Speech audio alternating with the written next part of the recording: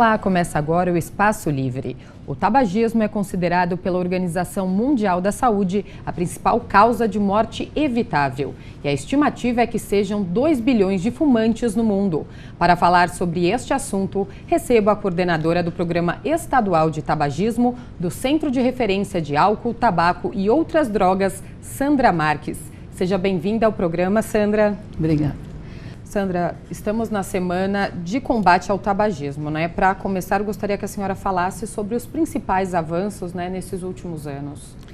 O programa de tabagismo, ele é uma política muito bem estruturada no Brasil, né? Ele se baseia na Convenção Quadro, que é um tratado de saúde internacional, assinado e ratificado por 180 países, incluindo o Brasil.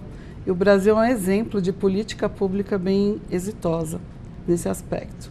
A gente tem avançado muito no controle, eu acho que culminou muito na lei anti-tabaco, né? Em 2009, quando a gente conseguiu, São Paulo assim, foi o pioneiro, né, na aprovação da lei. E a gente tem implementado outras medidas para trabalhar agora com prevenção, né?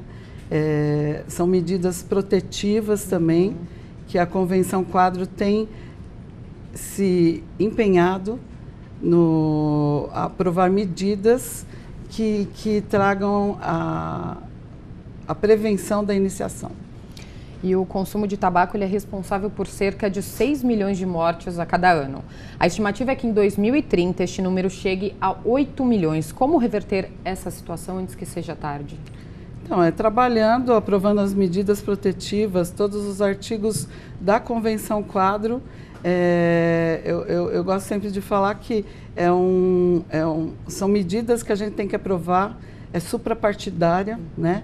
São medidas que protegem a saúde dos indivíduos e que, na realidade, ela está prevista agora na Agenda 2030, que é o desenvolvimento sustentável, onde a gente tem que falar principalmente da erradicação da pobreza, né? Porque na realidade, é um assunto que hoje em dia atinge população mais carente, menos esclarecida, né? A prevalência maior ainda se encontra na população que não tem tanto acesso à informação e dessa maneira eles acabam utilizando do dinheiro do cigarro, comprando cigarro e evitam comprar alguma coisa para casa, alimento, alguma coisa do tipo, né? Você falou da prevalência da população. Qual que é o perfil predominante, né, dos fumantes brasileiros? Então, a gente caiu, a prevalência tem diminuído muito em função dessas medidas que a gente tem adotado, aumento dos impostos. Acho que é bom lembrar aqui que o aumento da tributação, ela tem permitido que as pessoas também tenham menos acesso ao consumo, né? Algumas leis, a lei de acesso aos jovens, a lei mesmo antifumo, são medidas, a publicidade nos maços de cigarro, são medidas protetivas, inclusive, para evitar a iniciação. E a incidência ela é maior em homens ou mulheres? Continua ainda sendo em homem, mas a diminuição, a taxa de diminuição na mulher, ela é muito equivalente na realidade. Ela está muito associada hoje a quadros depressivos, né? Quem fuma ainda hoje está associado a algum transtorno depressivo. E a faixa etária? Os jovens estão fumando mais, por exemplo? Sim, os jovens ainda fumam mais, até pela iniciação, mas em relação ao tabaco, eles já diminuíram bastante. Você falou da questão das embalagens, né, dos cigarros. Na sua opinião, essa obrigatoriedade de ter um aviso, né, explicando os prejuízos provocados pelo fumo nas embalagens do cigarro, a proibição até da publicidade, elas acabaram sendo responsáveis pela conscientização dos fumantes em relação aos riscos? Sim, principalmente pelo acesso, né? Eu não sei se vocês já repararam, mas, por exemplo, a publicidade, a gente não tem mais publicidade em revista. Agora há pouco tem voltado nas novelas, uma coisa que nos preocupa um pouco, né? O ato de fumar. Ele tinha sumido durante uma época, agora ele deu uma voltada. na televisão, mas é a coisa do modelo, né? Então, eles ainda usam a publicidade como meio de atingir uma população mais jovem, né? Então, você vê que os estandes onde se vende cigarro, eles são bem atrativos, coloridos, né? Isso tudo para chamar a atenção de jovens, crianças, para a iniciação. E Sandra, para esclarecer, o tabagismo ele pode ser considerado uma doença crônica ou é apenas um nome dado, né, para o vício em cigarro e outras drogas? Não, o tabagismo é uma doença crônica, é um tipo de dependência química ligada ao comportamento. E o tabagismo ele pode levar à morte? Sim, ele é o causador de mais de 50 outros tipos de doenças crônicas, né?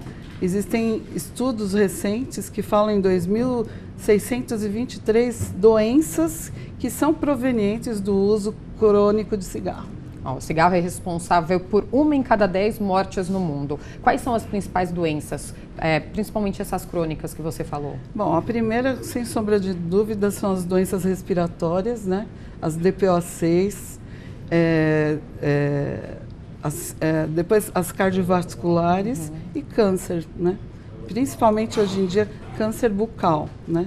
A gente falou que a incidência do tabagismo é muito grande nos jovens. Essas doenças, elas aparecem depois de muito tempo ou elas podem aparecer logo na iniciação do tabagismo? Isso vai depender muito do organismo da pessoa, da forma de consumo, a quantidade, isso depende muito de indivíduo para indivíduo.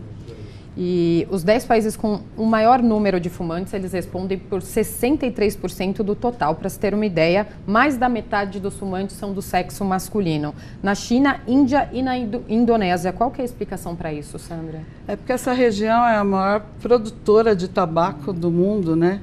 Então, na realidade, está na cultura deles, economicamente falando, eles vivem, subsistem dessa atividade, né? E apesar do crescimento do número de fumantes no mundo, o Brasil tem tido uma história de sucesso até. De 1990 a 2015, o país apresentou a terceira maior queda, cerca de 55%. O que está contribuindo para esse avanço? Todas essas medidas que eu relatei para você anteriormente, as medidas que a gente tem implantado, dar acesso ao tratamento, porque também não é só deixar o fumante sem tratamento, reconhecer a dependência química. A gente teve uma portaria que reconheceu a dependência química, expandiu em 2013 para atenção básica esse tratamento. Então, é muito importante porque você aumentou a capilaridade de acesso ao fumante ao tratamento. Então, o SUS permitiu isso. Você falou que existem diversas medidas preventivas. Você acha que ainda faltam políticas públicas, né, para prevenir o tabagismo? Eu acho que a gente trabalhou bastante nessa parte de tratamento, a gente tem trabalhado muito, mas ainda se falta mesmo alguma coisa na área de prevenção e promoção de saúde. Porque, inclusive, para reduzir os custos das doenças tabaco relacionadas que a gente tem no SUS, né? Onde a gente tem... se gasta muito ainda em doenças tabaco relacionadas. Que tipos de ações você acredita que acabam faltando, né? A gente terminar de implantar a Convenção Quadro no Brasil, instaurar um protocolo de mercado ilícito, né?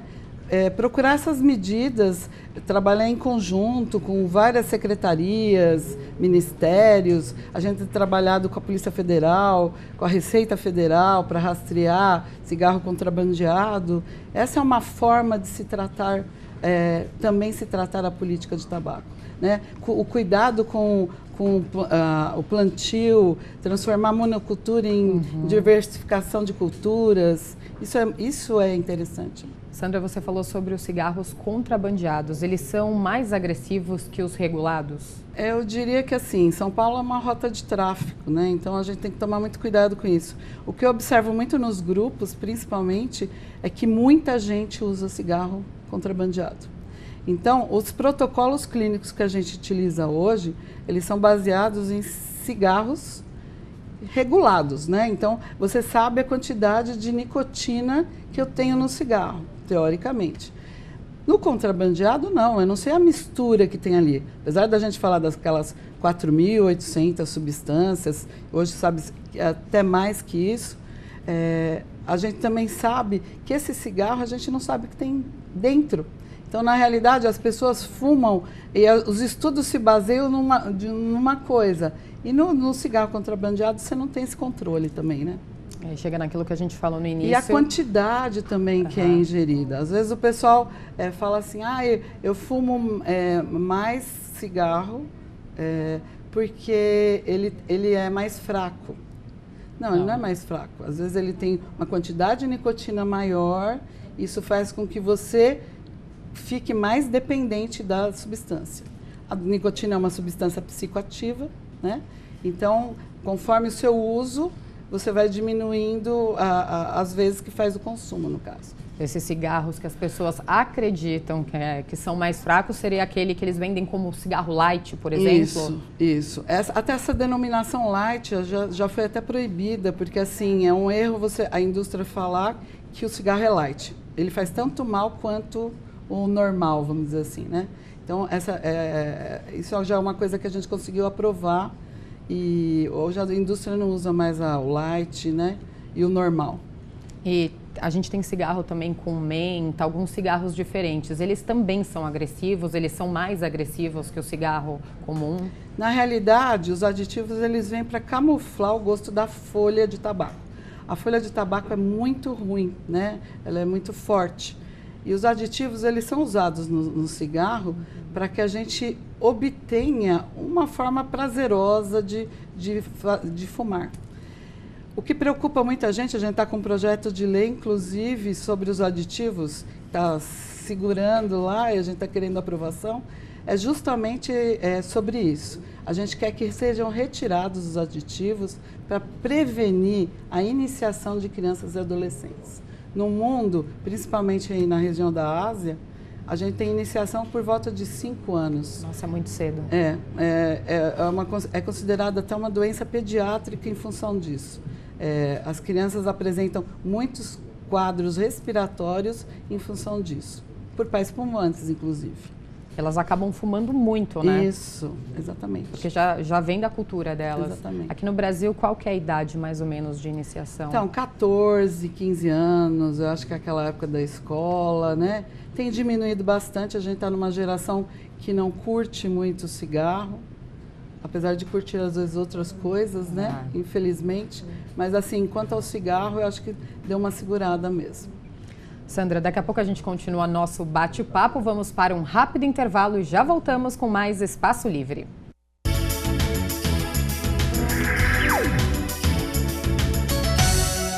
Estamos de volta com Espaço Livre, hoje falando sobre tabagismo. Continuando na companhia da coordenadora do Programa Estadual de Tabagismo do Centro de Referência de Álcool, Tabaco e Outras Drogas, Sandra Marques. Sandra, quais são os riscos, que correm os fumantes passivos? Eles são os mesmos riscos de quem fuma?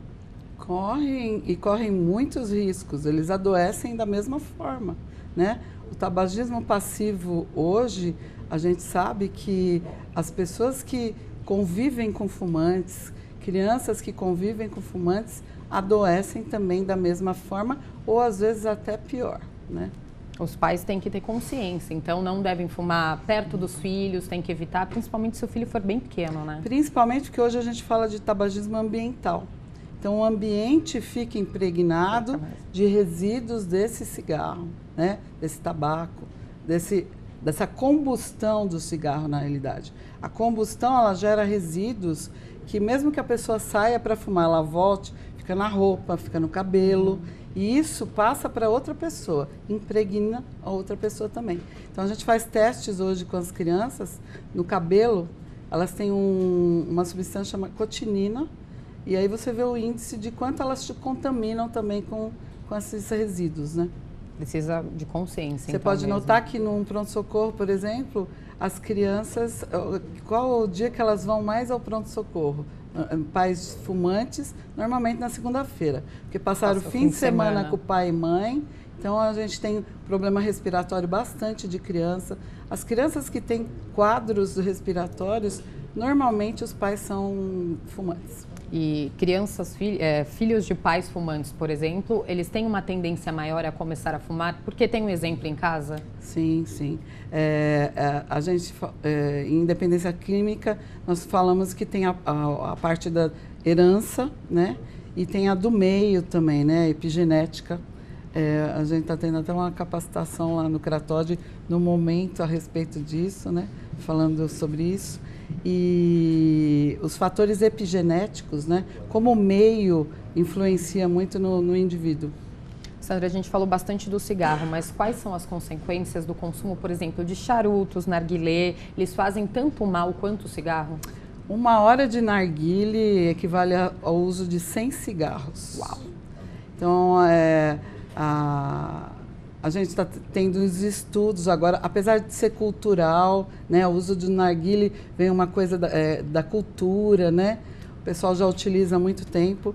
Hoje a gente sabe que os adolescentes, o pessoal que faz o consumo, não utiliza só água no vaporizador, né? Porque eles utilizam álcool, utilizam outras substâncias. Então, a gente aspirando toda essa vaporização, vai causar algum dano no organismo. Estão sendo feitos estudos a respeito disso agora, sobre cigarro eletrônico, inclusive, que é muito usado também. Sim. O pessoal utiliza muito até como redução de danos no tratamento de tabagismo, mas a gente está fazendo os estudos mais aprofundados a respeito disso. Os Estados Unidos já proibiram várias coisas nesse sentido, porque sabe que causa doença também da mesma forma. Em relação ao narguilé, o consumo, a frequência, né, do consumo não influencia nesse caso? O narguilé tem essa coisa da substância que está sendo inalada, o fato de você sempre consumir num grupo. Então, a mesma piteira para todo mundo, doenças transmissíveis também, não só problemas relacionados ao tabaco, mas você tem hepatite, herpes, tem uma série de doenças que podem ser transmitidas por esse uso também comunitário, vamos dizer assim. E o narguilé você também utiliza sabor, né? Sabor, que acaba mascarando de novo o tabaco. Exatamente. Nossa, você olha o que eles oferecem e são alternativas para vislumbrar um outro mercado. Eu reforço aqui.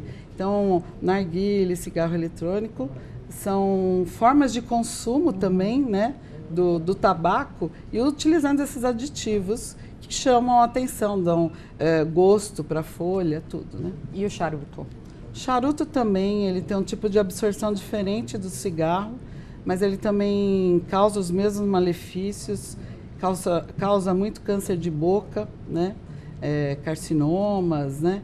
A gente vai ter uma pauta bem interessante agora com os cirurgiões dentistas.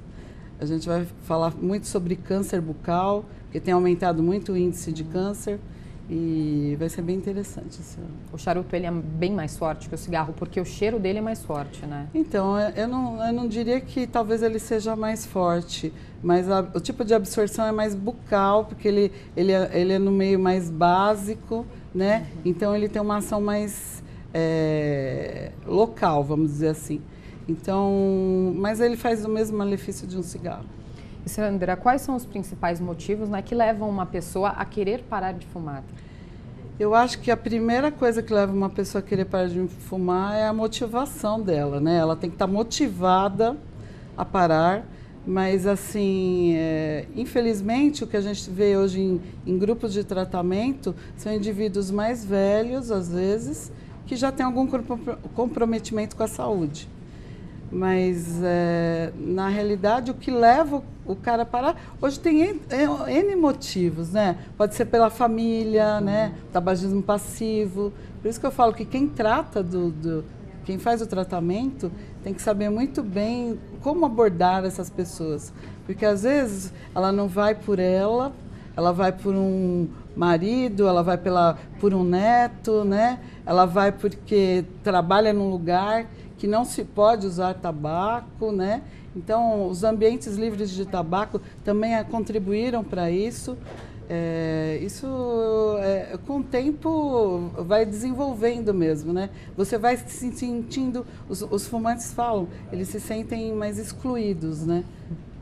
de acordo com essas medidas que a gente também vai tomando. Então, acho que é uma coisa que vai ajudando, inclusive. Essas pessoas, por exemplo, que acabam indo atrás de tratamento por conta de um neto, de um filho, da esposa, não por decisão própria, a tendência é que elas larguem mais rápido o tratamento? Então, para você ter uma adesão melhor do tratamento, é por isso que é importante a pessoa ser qualificada para essa abordagem, para esse atendimento. Porque aí você vai fazer uma entrevista com esse indivíduo e vai ver em que estágio motivacional que ele vai estar. Então, como é que a gente tem que trabalhar?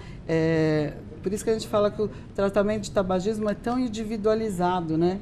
São N questões para você usar o cigarro. O cigarro funciona como um amigo, né? Ele está no cotidiano daquela pessoa, muito ligado ao comportamento. Ela levanta, toma café, ela fuma. Ela almoça, fuma, ela come um doce, fuma, ela sai na balada, bebe alguma coisa, fuma. Então, ela está associada sempre ao hábito. E isso, a gente tem que fazer a avaliação no grupo. Quando a gente faz a avaliação no grupo e entende o estágio motivacional e vê como podemos ajudar essa pessoa, acho que fica mais fácil que ela tenha uma adesão melhor ao tratamento. Quais são as etapas fundamentais para que ela consiga largar o cigarro e quais as maiores dificuldades que as pessoas que fumam encontram durante esse tratamento? Eu acho que para um dependente químico em geral, a pior fase é enfrentar a síndrome de abstinência, que a gente chama.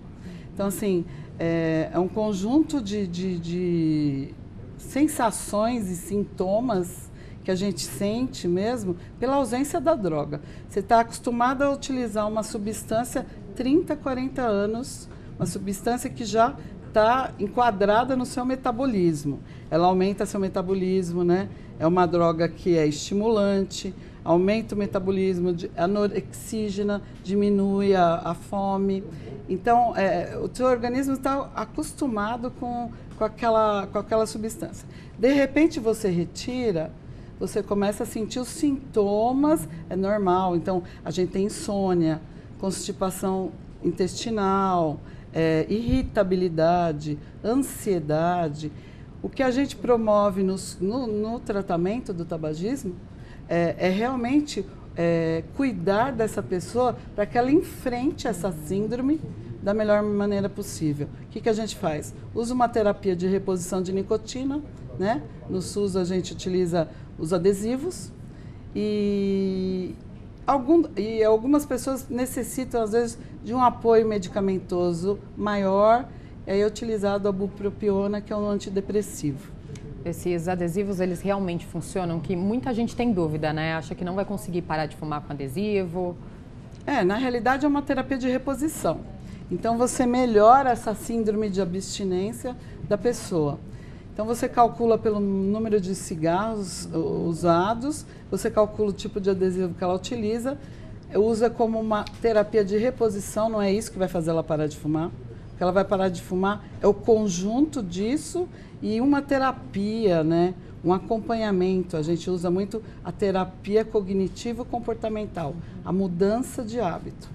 Então, por isso que muitas pessoas, elas questionam, mas eu usei o adesivo e continuei fumando. Então, porque o uso do adesivo só, a parte medicamentosa é um processo coadjuvante, auxilia muito no tratamento, mas o que a gente precisa mesmo é a mudança de comportamento. E na questão do chiclete também é igual, funciona como adesivo? A goma, a gente utiliza no SUS também a goma. É uma terapia que a gente usa associada à terapia de reposição de nicotina. Ela também libera nicotina, então a gente usa para só aumentar essa carga mesmo e dar um apoio maior. E os estudos mostram que as terapias combinadas, elas realmente funcionam e previnem uma futura recaída. Sandra, para a gente encerrar o programa, conta como funciona, né, o programa de tabagismo do Centro de Referência e quem pode procurar. O programa, ele capacita profissionais de saúde para atendimento no SUS. A gente faz a capacitação dos profissionais médicos, enfermeiros, dentistas, nutricionistas, psicólogos. E aí que formam os grupos no SUS, nas unidades. A gente credencia também essas unidades e gerencia, monitora. Dispensa a medicação para essas unidades e faz um controle do tratamento. Tem algum contato que você possa passar para quem se interessou? Eu vou passar o e-mail do coordenação, é tabagismo.cratode@gmail.com e nosso telefone é 3329-4465. Sandra, muito obrigada pela participação aqui no programa. Obrigada pela oportunidade. E 31 de maio é o Dia Mundial Sem Tabaco. Vamos lutar por isso. Muito obrigada. E o Espaço Livre de hoje fica por aqui. Obrigada pela companhia e até o próximo programa. TV Câmara São Paulo, informação para a cidadania.